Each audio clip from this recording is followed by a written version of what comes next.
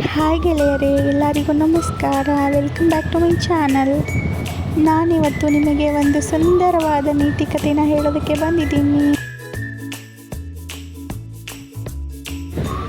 ಒಂದು ದಿನ ನದಿಯ ಬಳಿ ಒಂದು ದೊಡ್ಡ ಮರ ಇತ್ತು. ಆ ಮರದಲ್ಲಿ ಒಂದು ಬುದ್ಧಿವಂತ ಕೋತಿ ವಾಸವಿತ್ತು. ಆ ಮರದಲ್ಲಿ ಸಿಹಿ ಹಣ್ಣುಗಳು ತುಂಬ ಇರುತ್ತಿದ್ದವು.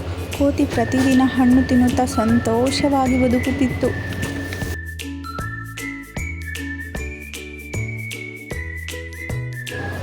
ಆಗ ಒಂದು ದಿನ ನದಿಯಲ್ಲಿ ಒಂದು ಮೊಸಳೆ ಬಂತು.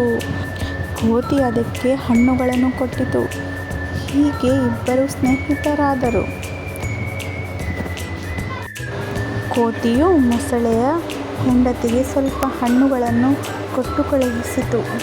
ಅದಕ್ಕೆ ಮೊಸಳೆಯ ಹೆಂಡತಿಯು ಎಷ್ಟು ಸಿಹಿಯಾಗಿದ್ದಾವೆ ಹಣ್ಣುಗಳು ಎಂದು ಗಂಡು ಮೊಸಳೆಗೆ ತಿಳಿಸಿತು. ಆನಂತರ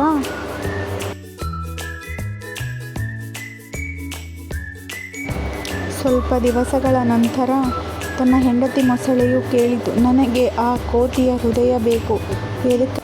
ಅದು ದಿನಾಲು ಸಿಹಿಯಾದ ಹಣ್ಣುಗಳನ್ನು ತಿಂದಿರುತ್ತದೆ. ಅದಕ್ಕಾಗಿ ನನಗೆ ಆ ಕೋತಿಯ ಹೃದಯವನ್ನು ತಂದುಕೊಡಿ ಎಂದು ಕೇಳುತ್ತಾಳೆ.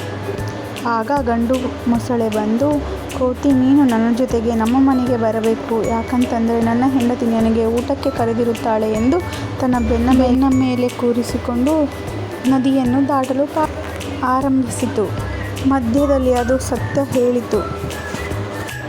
ಆಗ ಕೋತಿಯು ಚಾತುರ್ಯದಿಂದ, ಅಯ್ಯೋ, ನನ್ನ ಹೃದಯವನ್ನು ನಾನು ಮರದಲ್ಲೇ ಬಿಟ್ಟು ಬಂದಿದ್ದೇನೆ ಎಂದು ಹೇಳಿತು.